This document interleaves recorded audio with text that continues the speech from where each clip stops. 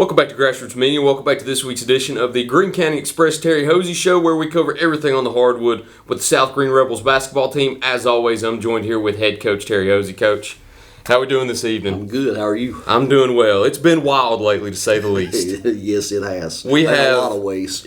Exactly. We have a lot to cover in a lot of different ways. We have a lot of crazy scenarios that happen in basketball. We have a lot of crazy scenarios that happened within the weather. Yes. It's been 2 weeks since we've been in here. The snow's kind of messed everything up. Games have been switched around a little bit with postponements, potential cancellations, and you've had 3 games since the last time we spoke. Usually we go from the latest game, or from the earliest game to the latest game, but I think we have to switch it around. That's all right. We have to go with the latest game. The Hampton Thriller last night. What a classic. 3 overtimes. I'm sure for you, you hated it. I always say that. Whenever you're on the sideline in a fun game for a fan, it's not fun for you as a coach. No. It took every ounce of attrition, every ounce of effort from those boys. You had 3 boys in the game when the buzzer sounded and you won that really haven't played those meaningful varsity minutes. You had 7 players in total foul out. You had fan ejections. You had technical fouls. You had fans in the stands arguing. You had student sections chirping. You had it all. Talk about that game from start to finish. Sounds like a typical high school game, doesn't it? It does, but when you get Hampton involved, it gets a little more special in those. It's always been a good game with Hampton. They kicked my tail here, and Jace didn't play here, so I was hoping last night we would go and at least give it a shot. But you never know when you go up there. It's a hard place to go play. You looked up last night, man, Carter County's been out of school forever, and the people showed up to watch basketball last night. That place was packed, and we had several fans too, so it made for an interesting night. But I can't say enough for my kids. I put out last night what a group of kids. They didn't quit. They could have easily laid down there. I think we got down to 10 at one point in the third quarter.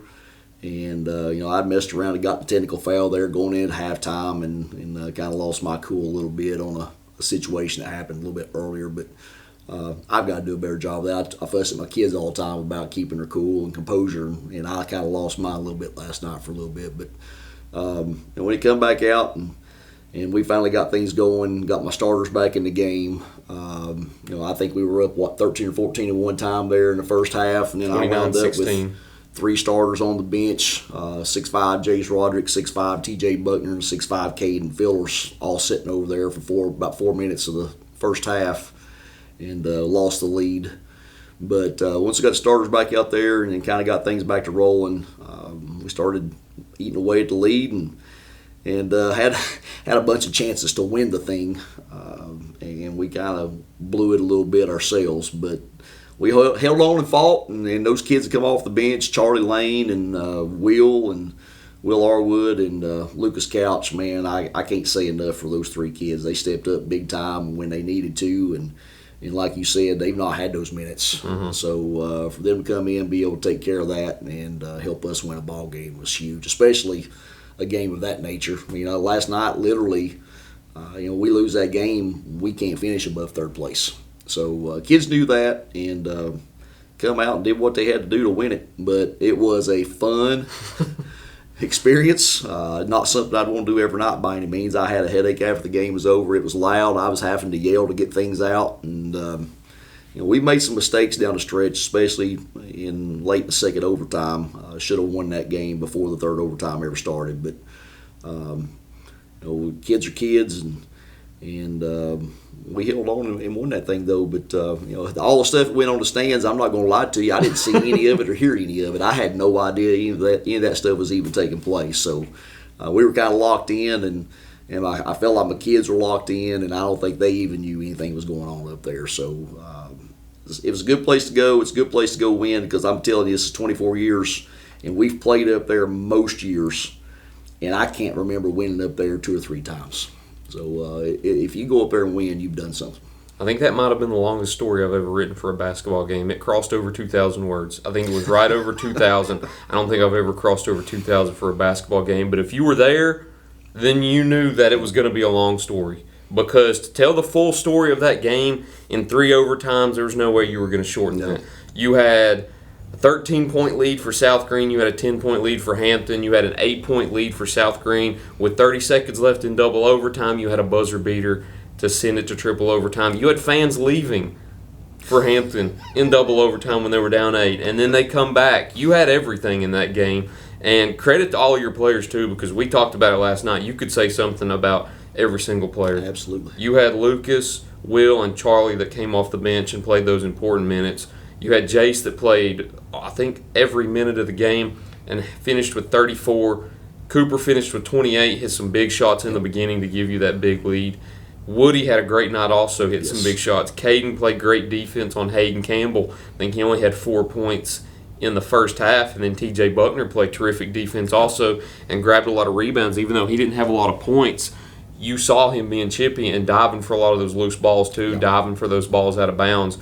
I don't know if I'm missing anybody there, but every single player put in key minutes last night. And I told TJ that, it comes down to it, and I've preached this to my kids time after time after time. You never know when the ball's on the floor. If you'll go dive and get in the mix of that, you never know what's going to come out of it. And every single one of those that he went and got in the mix that we wound up with may have been the game-winning play. And I say it all the time, you can't beat hustle. If kids will hustle and play hard and do those little things, diving on the floor after loose balls and getting the rebounds that you should get and those types of things, and going and stealing a rebound here and there, those are the things that win you basketball games, especially when you're playing good people. And 1 or 2 point game here and there, and you can look at a bunch of those that had opportunities. If it had went the other way, we'd have probably got beat. So little hustle plays, and I said that last night. Caden didn't even score last night. He don't have to score. He defended well. He beat and banged with the Campbell kid, and got me some key rebounds. Played good defense. He was in help. He was talking on defense. And I tell you about Caden. He's a forever optimist. he never gets down. He's always one of those guys that's patting everybody else on the back, saying, "Let's go, let's get this done." And he plays big minutes for me. I don't know if there's anything else we could touch on during that game, but I'm sure there is.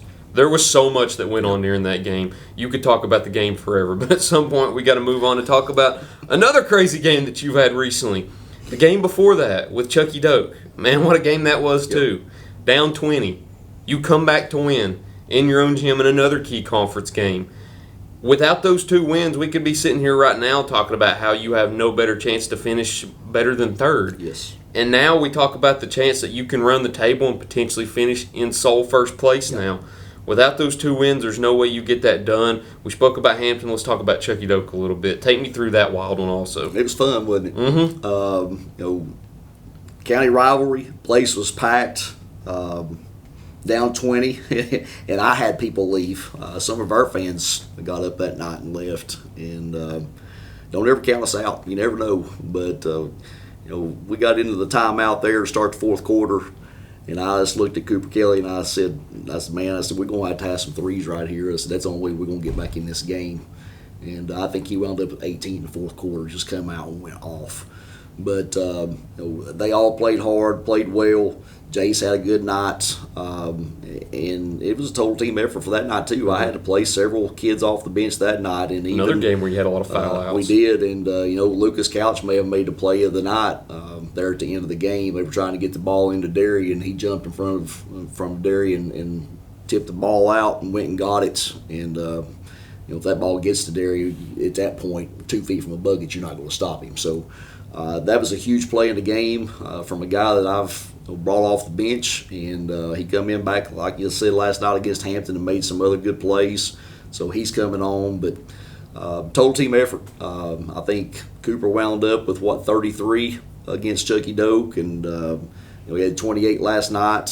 Jace wound up with 34 last night, and I can't remember how many points Jace wound up with against Chucky Doak. But when it comes down to it, kids knew we had to win those games, and they could have definitely laid down 20. And Chucky Doak's good enough. It's tough to come back on somebody like them down 20. But we held our own and made some shots down the road, down the stretch right there, and got back in it. And once we got that thing cut under 10, there wasn't any doubt in my mind. Mm-hmm. You got it under 9, and I think that's the point. Everybody's eyebrows started to raise. Like, wasn't any question.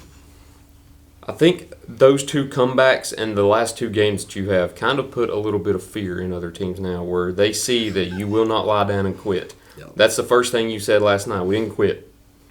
We didn't know where to start last night. I walked up to you and I said, I don't know what to say after a game like this. What do you say? And that's what you said. We didn't quit. Yep. Being down 10 and then being down 20, and you come back to win both, and in the fashion that you won both games, Yep. I think that just proves that you're one of the more dangerous teams, and I think that puts a little bit of fear in the other teams within the conference too. At the moment, let's see, it's Wednesday right now. You're sitting at first place. I believe the next conference game will be Friday night when these come out. So you're sitting tied with Chucky Doak at first place at 5-1, but you have the head-to-head win right now, so technically you'd be sitting in sole first place. Let's talk about another conference game, a little less exciting, against Happy Valley. A little while ago, too. That's been about 2 weeks ago since the last time we've sat down. That was the first game we previewed last time, but with the snow and the ice, we've not been able to make it in here.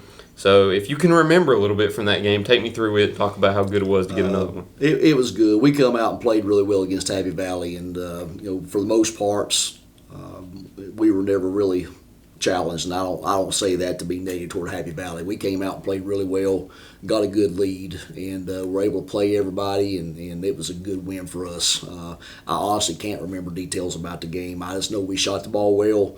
We played good defense, and Happy Valley's going to get better. They have gotten better.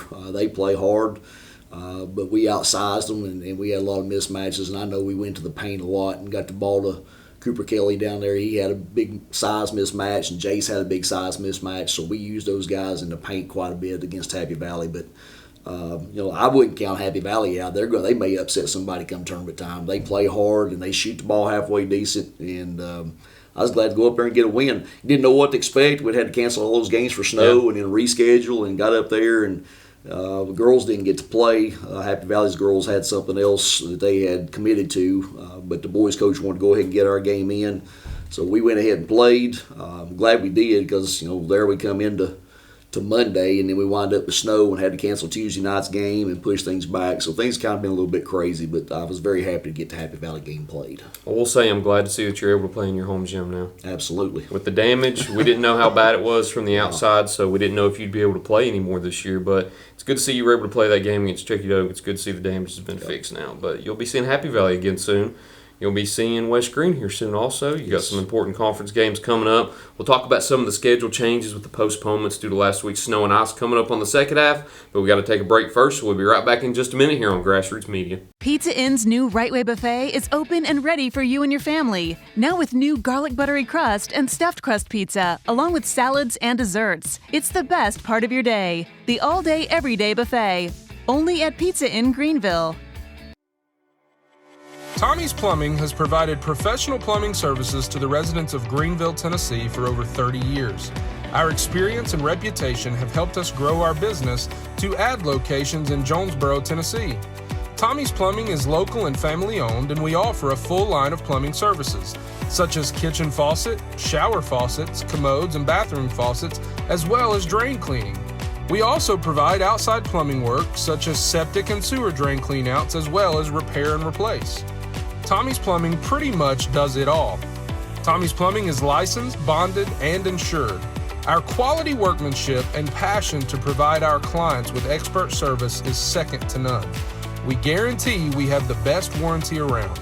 For all your plumbing needs, give Tommy's a call at 638-3662. Welcome back to Grassroots Media. Welcome back to this week's edition of the Greene County Express Terry Hoese Show, where we cover everything on the court with Rebel basketball team. As always, I'm sitting here with South Greene head coach Terry Hoese. A lot of things have been changed recently, as we talked about in the first half with the schedule. Some games have been pushed back. Some games have potentially been canceled.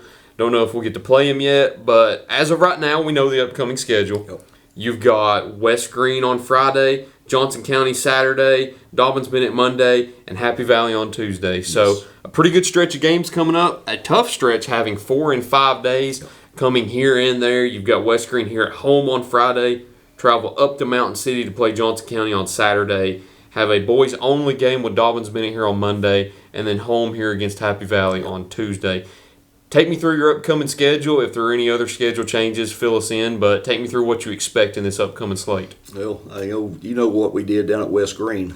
West Greene got up on us, I think, 20-11 at the end of the first quarter. So West Greene, we're going to have to play really well in here Friday night. Thank goodness it's at home. We are going to play 4 out of 5 nights, and 3 of those 4 are home games. So very thankful for that. And the Johnson County game's on a Saturday, so it kind of helps out with travel there a little bit. But got tough games. Got West Greene on Friday, go to Johnson County on Saturday. Johnson County's playing much better. They shoot the ball well, and we have to go to their place. So we'll have them ready to go. It'd be a tough place to go play. And then, of course, you got Dobbins Bennett coming in on Monday. And who knows, man, at that point, they're good. They've not had the season I think that they wish they had, but they're still a good basketball team. They're playing in a tough league. So Monday night's going to be a hard game, and then you finish up with another conference game on Tuesday night with Happy Valley, and it's here. So a tough stretch of games coming.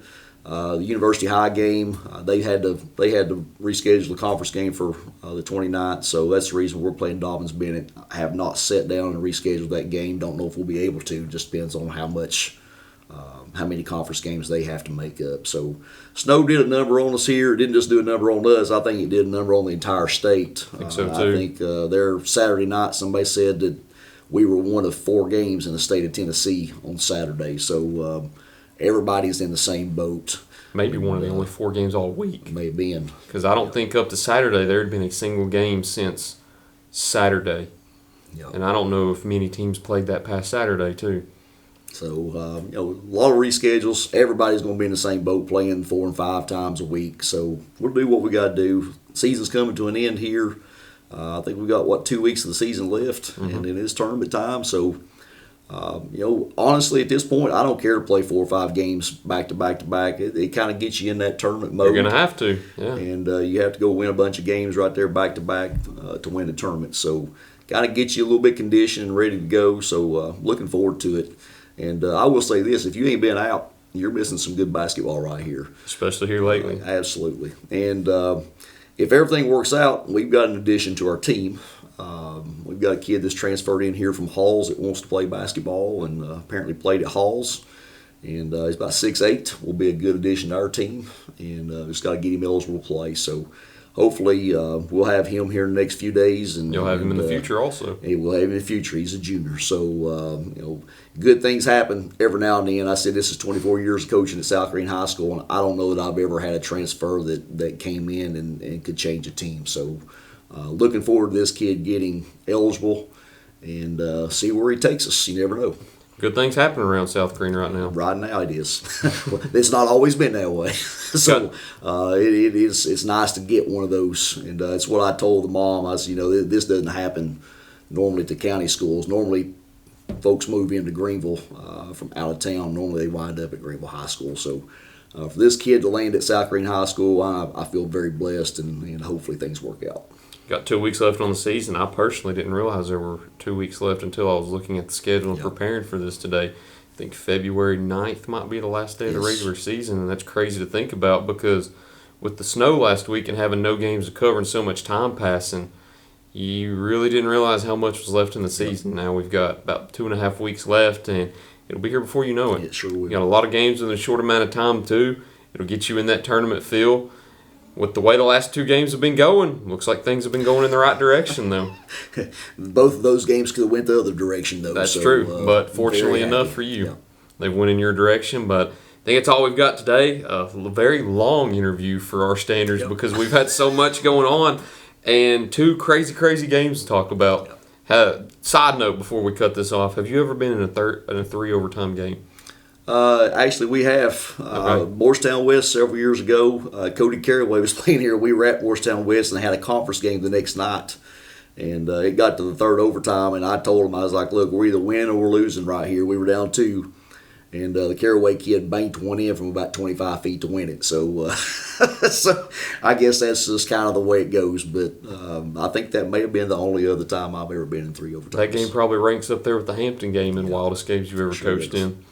After 24 years, there's probably a lot of those you can stack up there, but that Hampton and Chucky Dokes probably got to be up there somewhere because not often you have a 20-point comeback in a 3 overtime game back-to-back. Yep.